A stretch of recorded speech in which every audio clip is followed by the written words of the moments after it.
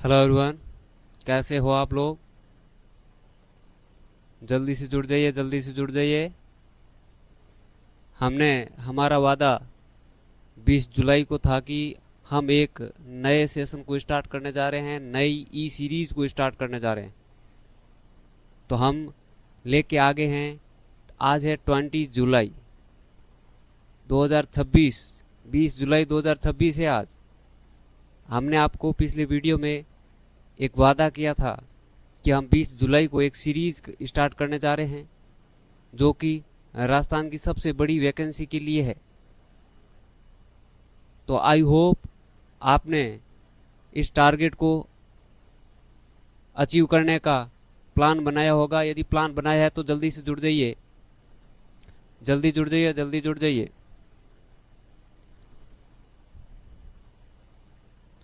तो अपन आज स्टार्ट करते हैं एक नई सीरीज को। आप सभी का तहे दिल से स्वागत है एडिया नर्सिंग क्लासेस के इस पैनल पर। मैं आपका को होस्ट रिडमल गोदारा। आज अपन इस सेशन के अंदर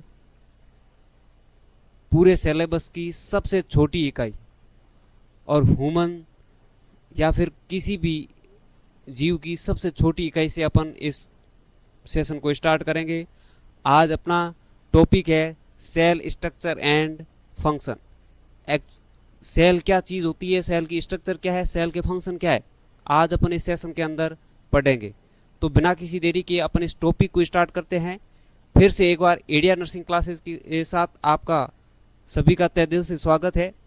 पेन और कॉपी लेके बैठिएगा, जो भी इम्पोर्टेंट चीज़ लगे उनको प्रॉपर नोट्स बनाइएगा। ये 4 मंथ के अंदर अपन पूरी थ्योरी पढ़ेंगे, फिर लास्ट 1 मंथ के अंदर अपन टेस्ट सीरीज चलाएंगे। ठीक है, अपन पढ़ेंगे cell structure and function. Cell की इंट्रोडक्शन की बात करते हैं। सेल की सबसे पहले खोज किसने की? सेल की सबसे पहले खोज की थी रॉबर्ट हुक ने। किसने की थी दोस्तों? रॉबर्ट हुक ने की थी। किसने की थी?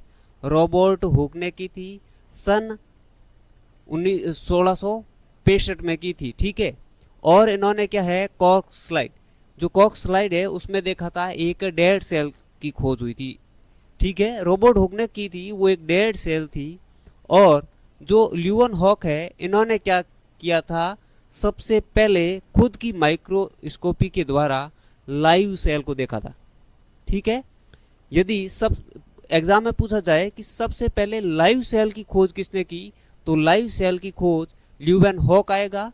और सबसे पहले सेल की किसने खोज की या डेड सेल को किसने देखा, तो रॉबर्ट हुक आएगा। ठीक है, अब देखते हैं सेल थ्योरी। क्या देखते हैं? Cell theory. सेल के 2 थ्योरी दी थी। किसने दी थी? स्वीडन एंड सोवर ने क्या किया था, सेल की 2 थ्योरी दी थी। All living thing are made of cell. जो भी जीव का निर्माण हुआ है वो एक सेल के द्वारा हुआ है। सेकेंड थ्योरी क्या थी? Cell is the basic unit of life. Cell है वो जीवन की सबसे छोटी यूनिट, बेसिक यूनिट है, उसी के द्वारा सब कुछ जीव का निर्माण हुआ है। मॉडर्न व्यू क्या बोलता है? मॉडर्न व्यू किसने दिया था? मॉडर्न व्यू ये बोलता है कि cell contained genetic information. Modern view क्या बोलता है? सेल क्या है? जेनेटिक ऑर्गन को, डीएनए को and arise pre existing cells. Virchow ने क्या बोला था? विर्चो ने क्या बोला? ये डायरेक्ट क्वेश्चन आता है, कई बार वन लाइनर में क्वेश्चन आता है कि ये लाइन किसने दी? ओमनीज सेल्यूला ई सेल्यूला। ये लाइन किसने दी? तो आप विर्चो का नाम लिखोगे। किसका? विर्चो ने दी थी। इन्होंने क्या कहा था, जो भी सेल है वो एक पहले से मौजूद सेल के डिवीजन के द्वारा ही बनेगी। ये मॉडर्न व्यू। मॉडर्न व्यू क्या है, क्या बोलता है? विर्चो ने क्या बोला मॉडर्न व्यू में, कि जो सेल है वो, जो नई सेल बनेगी वो पहले से मौजूद सेल के डिवीजन के द्वारा ही बनेगी। ठीक है, अब देखते हैं जो सेल की एनाटॉमी। अब क्या देखते हैं? सेल की एनाटॉमी। एक्चुअली सेल है वो क्या है, a typical uretic eukaryotic cell content 3 major content. जो सेल होती है वो एक प्रकार की यूकैरियोटिक प्रकार की होती है और इसमें 3 मोटे कंटेंट होते हैं। क्या होता है, प्लाज्मा मेम्ब्रेन, साइटोप्लाज्म और न्यूक्लियस। प्लाज्मा मेम्ब्रेन है वो क्या है, एन एनलॉप होता है, मतलब ये पूरा एक समंदर होता है ना, जैसे समंदर कैसे होता है वैसे समंदर की तरह, समंदर में जैसे मछली वछली सब तैरती है ना, वैसे ही ये सेल के बाहरी परत के रूप में होता है और उसी जो समंदर का पानी होता है उसी की जैसे ही ये सेल के बाहरी भाग को कवर करके रखता है और इनमें क्या है, सारे ऑर्गन तैरते रहे। साइटोप्लाज्म ये क्या है, जेली लाइक मैट्रिक्स होता है विद ऑर्गेनेल्स लाइक माइटोकॉन्ड्रिया और एंडोप्लाज्मिक रेटिकुलम, गोल्जी बॉडी, ये इसके अंदर मौजूद रहते हैं। न्यूक्लियस द कंट्रोल सेंटर, जो सेल का कंट्रोल सेंटर है, जो सेल का मास्टरमाइंड है, वो क्या है, न्यूक्लियस है। ठीक है, सबसे इंपॉर्टेंट पॉइंट और नोट करिएगा कि human nerves are the largest cell. मानव की जो तंत्रिका कोशिका है, नर्व सेल है, वो सबसे बड़ी सेल है। क्या है, सबसे बड़ी सेल है। ठीक है, अब देखते हैं सेल की स्ट्रक्चर। ये है आपका न्यूक्लियस, जिसको आप हिंदी में केंद्रक बोलते हैं। ठीक है, और इसके अंदर एक जो और डार्क दिख रहा है ये है न्यूक्लियोलस। क्या है, न्यूक्लियोलस। और ये धागे रूप दिखाई दे रहे हैं, ये क्या है, क्रोमेटिन है। ठीक है, क्रोमेटिन है। और ये जो आपको दिख रही है ये क्या है, गोल्जी एपरेटस, जो पिंक कलर की दिख रही है ये क्या है, गोल्जी एपरेटस है। और ये क्या है, माइटोकॉन्ड्रिया है। ठीक है, ये क्या है, माइटोकॉन्ड्रिया है, जो भी दिख रहे हैं माइटोकॉन्ड्रिया है। ठीक है, और ये जो फ्री फ्लो घूम रहे हैं ये राइबोसोम है। और ये जो इस राइबोसोम ये चिपके हुए हैं ना, ये रफ एंडोप्लाज्मिक रेटिकुलम है। और जो जहां फ्री फ्लो दिख रहा है, ठीक है, ये घूम रहे हैं, ये राइबोसोम है। और जो राइबोसोम जहां नहीं चिपके वो होगी स्मूथ एंडोप्लाज्मिक रेटिकुलम, और जहां राइबोसोम चिपके वो होगी रफ एंडोप्लाज्मिक रेटिकुलम। ठीक है, और ये जो आपको एक बंडल के रूप में देख रहे हैं ये क्या है, सेंट्रियोल्स है। और ये आपकी प्लाज्मा मेम्ब्रेन है। ठीक है, और ये क्या है, साइटोस्केलेटन, जो इस सेल को एक रूप के रूप में, शेप के रूप में बांध के रखती है। ठीक है, और राइबोसोम, माइटोकॉन्ड्रिया, साइटोप्लाज्म, ठीक है, ये होता है सेंट्रियोल्स, प्लाज्मा मेम्ब्रेन, ये सेल के पार्ट्स होते हैं। अब चलो धीरे धीरे अपन क्या करते हैं, सेल के एक एक पार्ट को डिस्क्राइब करके देखते हैं। सबसे पहला आता है प्लाज्मा मेम्ब्रेन। क्या आता है, प्लाज्मा मेम्ब्रेन। जो प्लाज्मा मेम्ब्रेन को अपन एक मॉडल के द्वारा समझेंगे, फ्लूइड मोसिक मॉडल। ठीक है, ये सिग्नर और निकोलसन ने दिया था, सन 1972 के अंदर दिया था। ठीक है, ये क्या है, outer limit of the cell, ये सेल का जो आउटर भाग है वो है। ठीक है, कंपोजिशन क्या है, लिक्विड बाइलेयर फॉस्फोलिपिड्स, प्रोटीन और कार्बोहाइड्रेट्स के द्वारा बना हुआ होती है। ठीक है, इनका फंक्शन क्या है, सेलेक्टिवली प्रीमिएबल, ये एक प्रीमिएबल मेम्ब्रेन है, सेलेक्टिवली है, रेगुलेट एंट्री एंड एग्जिट, ये तय करती है कि किसको एंट्री देनी है, किसको एग्जिट करना है। जैसे शादी वादी में देखा है कि नहीं, गेट पे खड़े रहते हैं, किसको कार्ड दिया है किसको नहीं दिया है, देखा भाई।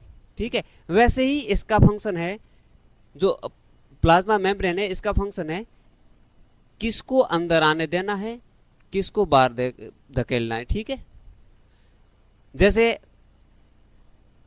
ये एक सेलेक्टिव प्रीमिएबल मेम्ब्रेन की तरह काम करती है।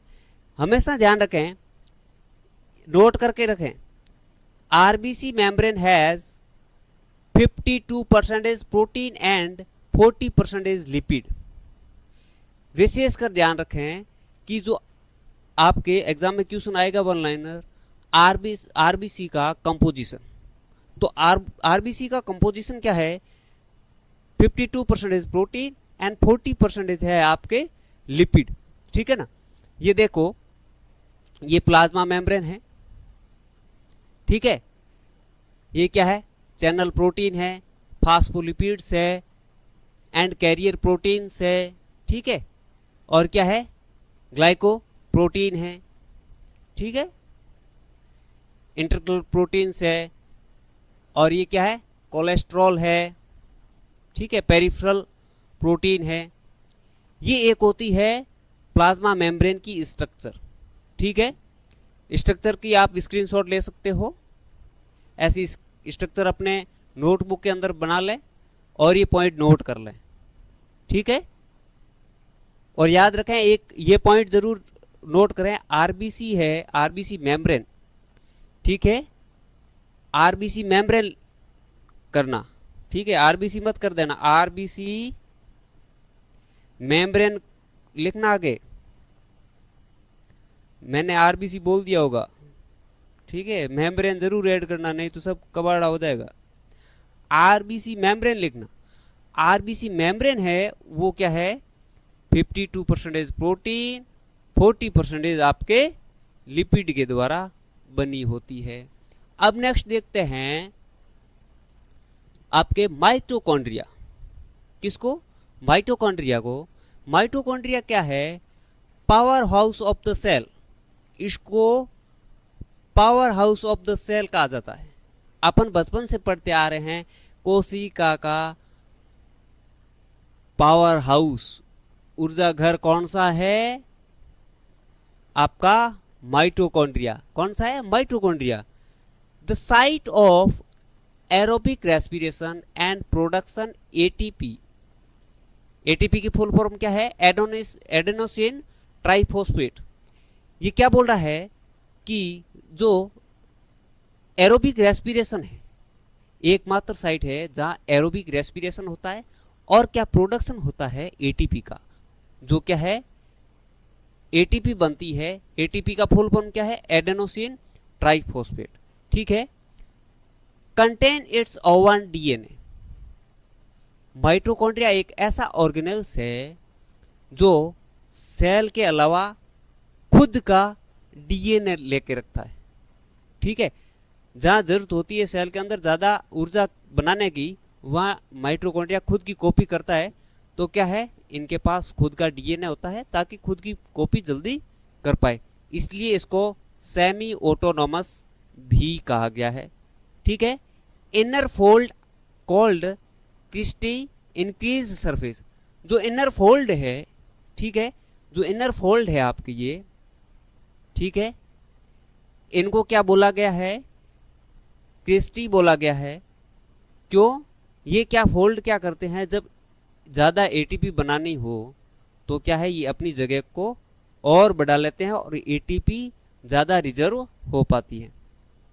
नेक्स्ट नोट करें, muscle and heart cells are maximum mitochondria. जो मसल और हार्ट सेल है, जो आपके बॉडी में मसल्स है या हार्ट सेल है, उन सेल्स में सबसे ज़्यादा माइटोकॉन्ड्रिया होता है। क्यों माइटोकॉन्ड्रिया सबसे ज़्यादा क्यों होता है, क्योंकि चलने में काम कौन आया, मसल। दौड़ने में काम कौन आया, मसल। वजन उठाने में काम कौन आया, मसल। हार्ट को पंप करने का काम कौन करता है, मसल। तो सबसे ज़्यादा वर्कलोड किसको है, मसल को है, इसलिए वहाँ ज़्यादा ऊर्जा की जरूरत होती है, इसलिए वहाँ क्या है, माइटोकॉन्ड्रिया सबसे ज़्यादा पाया जाता है। देखो, ये माइटोकॉन्ड्रिया का खुद का डीएनए, ठीक है, एम्प्टी डीएनए, माइटोकॉन्ड्रियल डीएनए, ठीक है। राइबोसोम, माइटोकॉन्ड्रिया के अंदर भी राइबोसोम, ठीक है, किस प्रकार का होता है, 70S का। एटीपी सिंथेसाइज पार्टिकल, ये एटीपी सिंथेसाइज होती है, ठीक है, ठीक है। और site of Krebs cycle, own genetic material. हमेशा ध्यान रखें, एग्जाम में वन लाइनर क्वेश्चन पक्का आएगा कि कर्ब साइकिल किसके अंदर होता है। आप आंसर दोगे माइटोकॉन्ड्रिया के मैट्रिक्स के अंदर। कहाँ? माइटोकॉन्ड्रिया के मैट्रिक्स। ये माइटोकॉन्ड्रिया के अंदर है ना, इसको क्या बोला जाता है? माइटोकॉन्ड्रिया का मैट्रिक्स बोला जाता है। ठीक है, क्या बोला जाता है? मैट्रिक्स। ठीक है, तो आप साइट ऑफ कर्व साइकिल कहाँ होती है? माइटोकॉन्ड्रिया के मैट्रिक्स के अंदर होती है। ठीक है, ये आउटर लाइन है, ये इंटर मेम्ब्रेन स्पेस है। ठीक है, और ये क्रिस्टी है जो क्या करता है, जब एटीपी ज्यादा रिजर्व करनी होती है तो ये क्या है, फैल जाता है। ठीक है ना। अब देखते हैं नेक्स्ट, देखो ये क्या है, aerobic respiration and ATP production, energy currency. Energy currency भी किसको? माइटोकॉन्ड्रिया को बोला जाता है। ठीक है, एनर्जी करेंसी ये aerobic respiration and ATP protein होता है। ठीक है ना। प्रोडक्शन एटीपी का प्रोडक्शन कौन करता है? माइटोकॉन्ड्रिया। याद रखें, ये जो कुछ चीजें आपको बताई है, क्रिस्टी याद रखें। और सबसे ज्यादा किस सेल्स में माइटोकॉन्ड्रिया प्रेजेंट होते हैं? मसल्स एंड हार्ट सेल में। ये पॉइंट आप नोट करते जाएं, क्योंकि ये पॉइंट है वन लाइनर एग्जाम में आ सकते हैं। अब बात करते हैं एंडोप्लाज्मिक रेटिकुलम एंड राइबोसोम की। क्या है? Endoplasmic reticulum and ribosome. जो एंडोप्लाज्मिक रेटिकुलम है ये क्या है, दो प्रकार का होता है। फर्स्ट रफ एंडोप्लाज्मिक, नंबर दो स्मूथ एंडोप्लाज्मिक रेटिकुलम। जो आपका रफ एंडोप्लाज्मिक है वो क्या है, has ribosome site of protein synthesise. ये क्या रफ है, इन पे क्या होता है, राइबोसोम चिपके रहते हैं। देखो यहाँ राइबोसोम चिपके हैं, ये जो लाल लाल डॉट दिख रहे हैं ये आपके क्या है, राइबोसोम है। ठीक है, ये देखो ये राइबोसोम है। राइबोसोम चिपके रहते हैं, इनका काम क्या है, प्रोटीन सिंथेसिस। जो रफ एंडोप्लाज्मिक रेटिकुलम है इसका काम है प्रोटीन का सिंथेसाइज करना। देन आता है स्मूथ एंडोप्लाज्मिक रेटिकुलम, दूसरा आता है स्मूथ एंडोप्लाज्मिक रेटिकुलम। इस पे कोई राइबोसोम नहीं होता।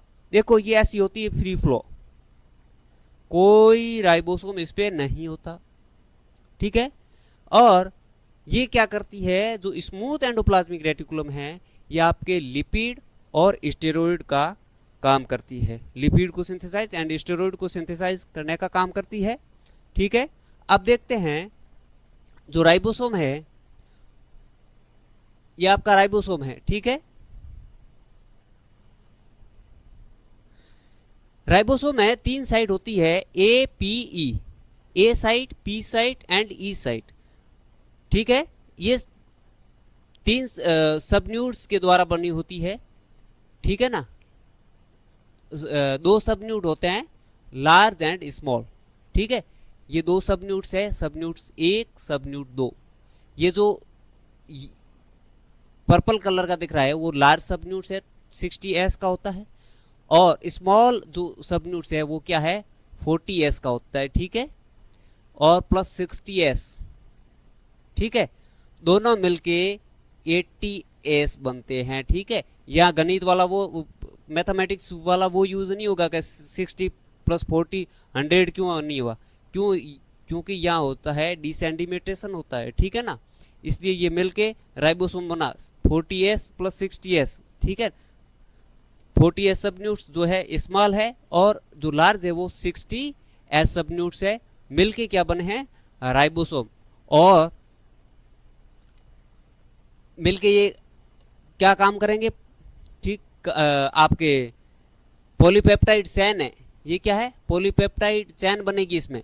ठीक है, क्योंकि ये आपके जो लिपिड है, लिपिड का क्या करते हैं, सॉरी जो आपके प्रोटीन है उसका क्या करते हैं, सिंथेसाइज, प्रोटीन का सिंथेसाइज करने का काम करते हैं। ये प्रोटीन सिंथेसाइज चेन बन गई। ठीक है, जो राइबोसोम आता है, एक चीज नोट कर लें, प्रोटीन फैक्ट्री। यदि प्रोटीन फैक्ट्री के बारे में पूछा जाए तो आपको राइबोसोम डालना है। ठीक है, composed of RNA and proteins.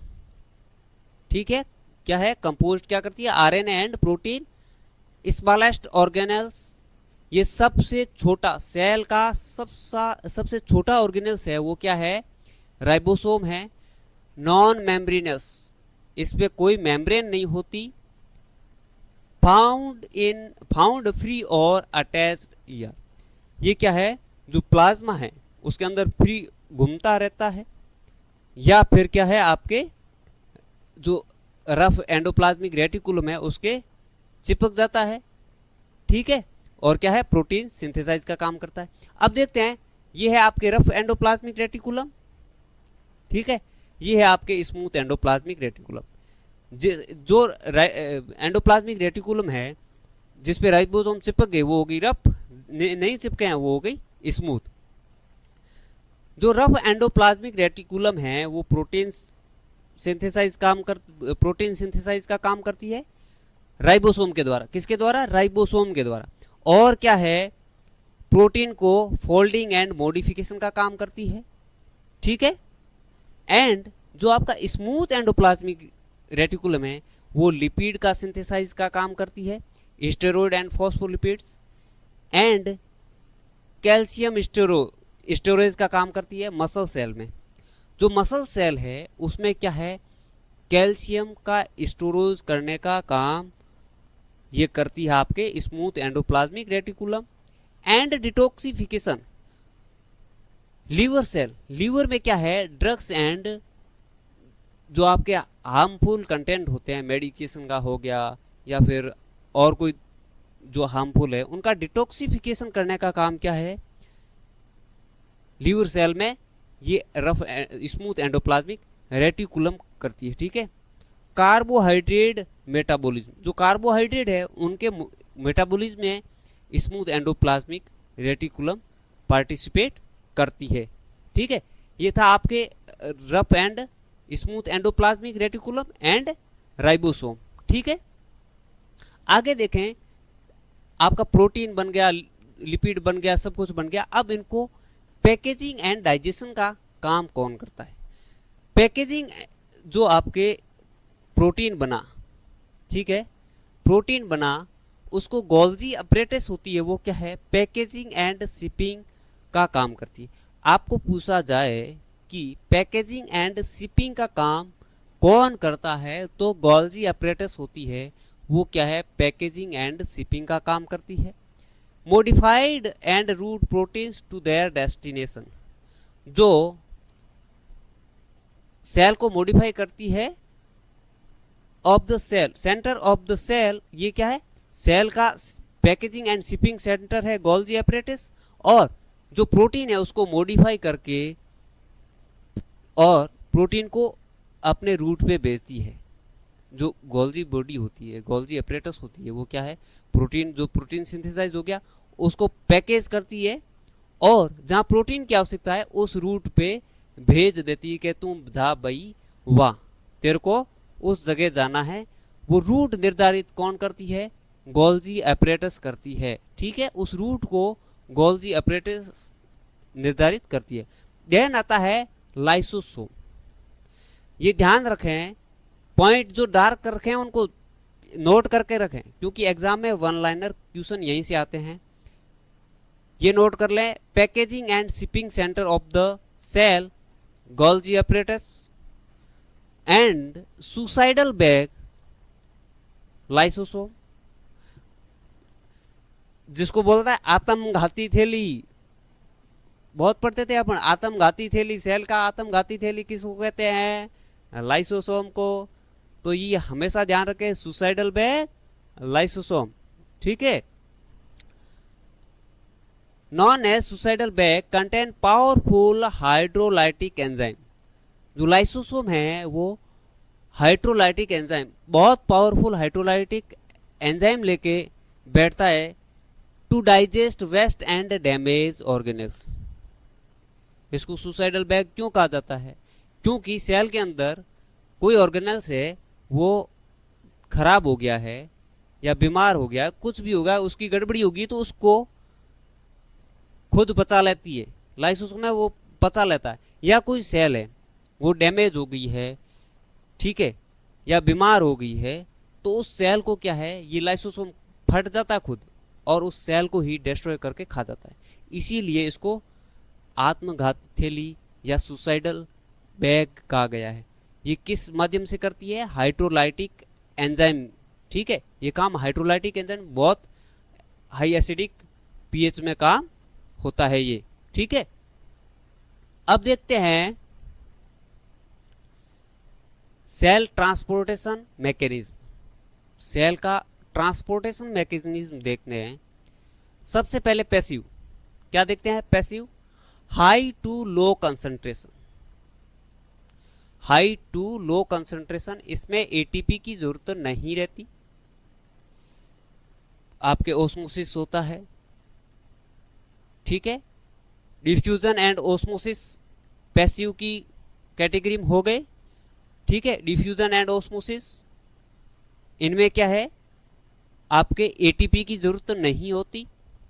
Then active आता है, active low to high concentration. इसमें क्या है?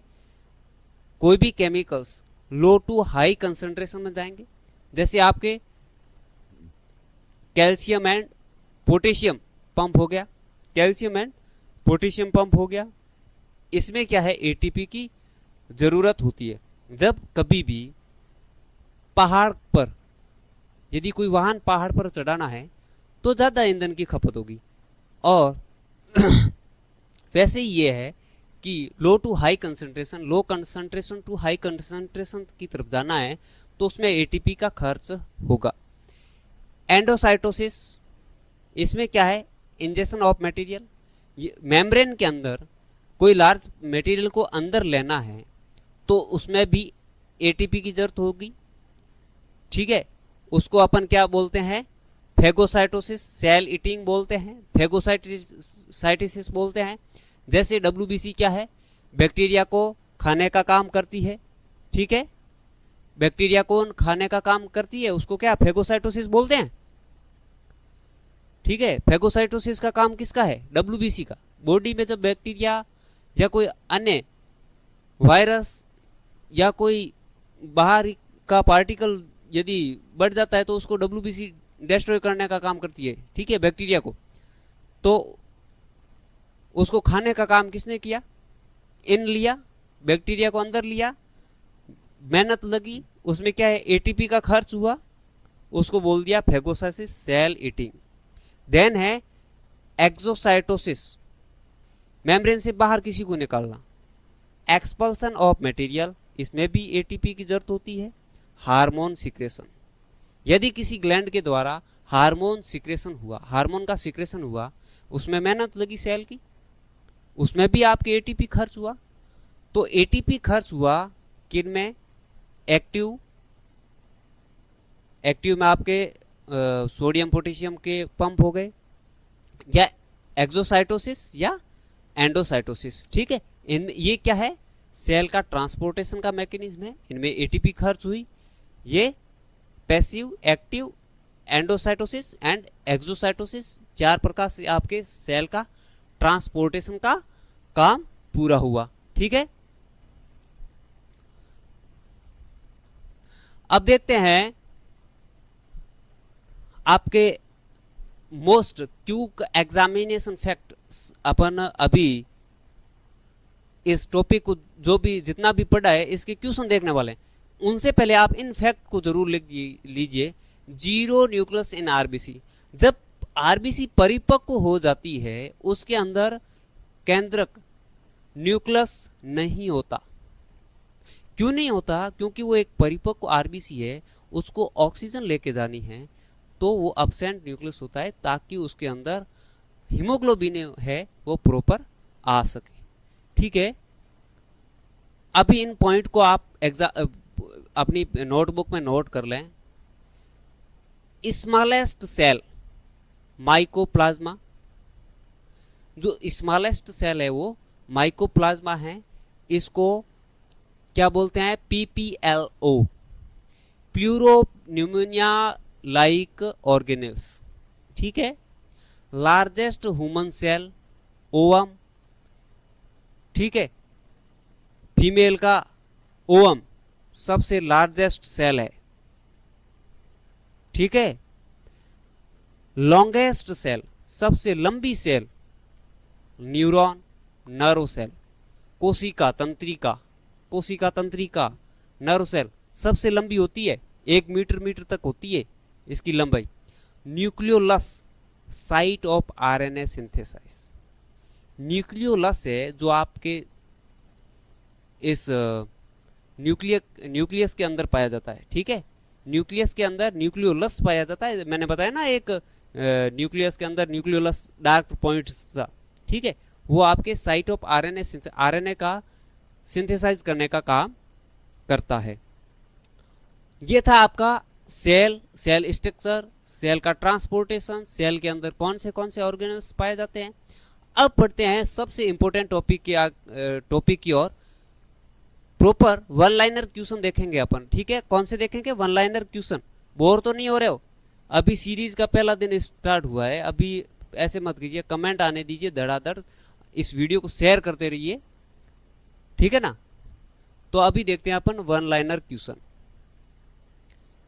वन लाइनर क्वेश्चन में क्या है, जो अपन इसमें 20 क्वेश्चन देखने वाले हैं पूरे। Who is known as father of microscopy. जो माइक्रोस्कोपी का फादर कौन है? तो ल्यूवेनहॉक है। कौन है? एटम वॉन ल्यूवेनहॉक माइक्रोस्कोपी का फादर है। Which structure is called as power house of the cell? Mitochondria. Which organelle is called protein factory? Ribosome. Note करते जाइए बच्चों, नोट करते जाइए भाइयों। सुसाइडल बैग लाइसोसोम का, सुसाइडल बैग किसको कहा गया है? लाइसोसोम को कहा गया है, ठीक है ना। The largest organelle in the animal cells is nucleus. जो केंद्रक है वो सबसे बड़ा ऑर्गेनल्स है, जो राइबोसोम, ये जो भी गोल्जी बॉडी सब थे ना, उनमें क्या है सबसे ज्यादा बड़ा है वो न्यूक्लियस है, केंद्रक है। Cell theory was proposed, Schleiden and सोवा ने दी थी, ठीक है। नेक्स्ट देखते हैं 7 नंबर, कौन सा नेक्स्ट देखते हैं? अच्छा सॉरी, एक गायब हो गया। 8 नंबर क्वेश्चन।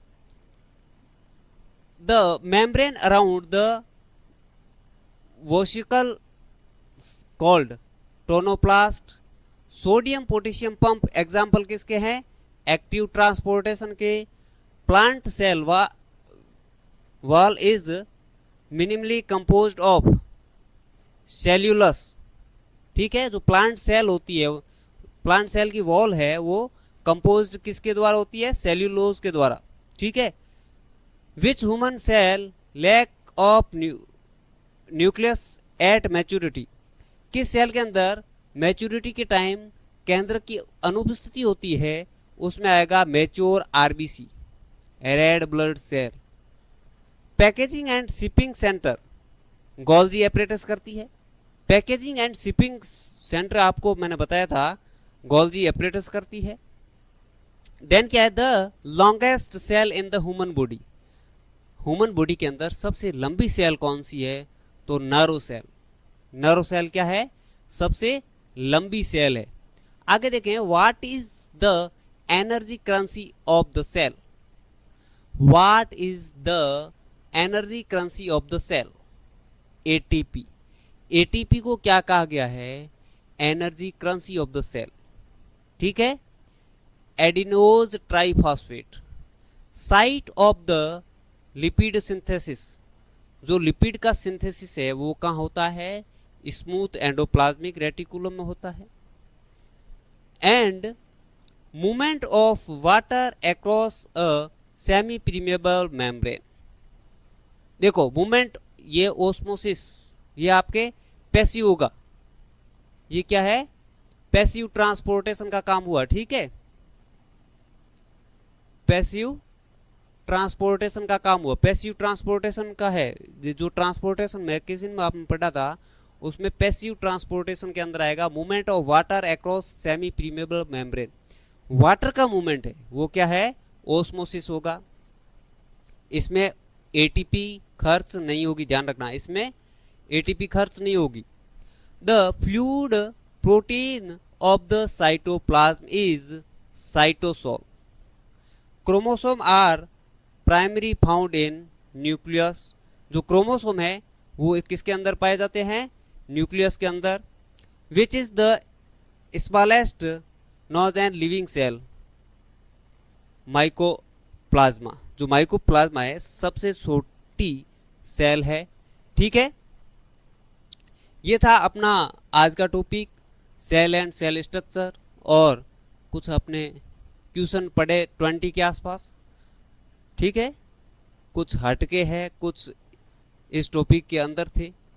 ठीक है, क्योंकि क्वेश्चन का हर सेशन के अंदर अपन क्वेश्चन को ऐड रखेंगे, क्योंकि जितने क्वेश्चन कवर होंगे ना उतना बेस्ट है। एक जैसे एक टॉपिक के अंदर, एक वीडियो के अंदर जैसे सेल के बारे में पढ़ना चाहे तो अपन 50 वीडियो बना सकते हैं सेल के बारे में। बट जो एग्जाम की दृष्टि से देखें, अपन एग्जाम का प्रिपरेशन कर रहे हैं, तो एग्जाम की दृष्टि से इस वीडियो के अंदर जो सेल और सेल स्ट्रक्चर है, उसके फंक्शन है, उनके सारे कंटेंट आ गए। आई होप आपको ये वीडियो बहुत अच्छा लगा होगा।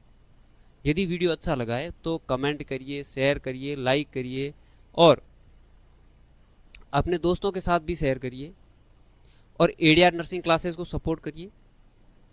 मिलते हैं कल एक नए टॉपिक के साथ। तब तक के लिए बाय, थैंक यू, धन्यवाद।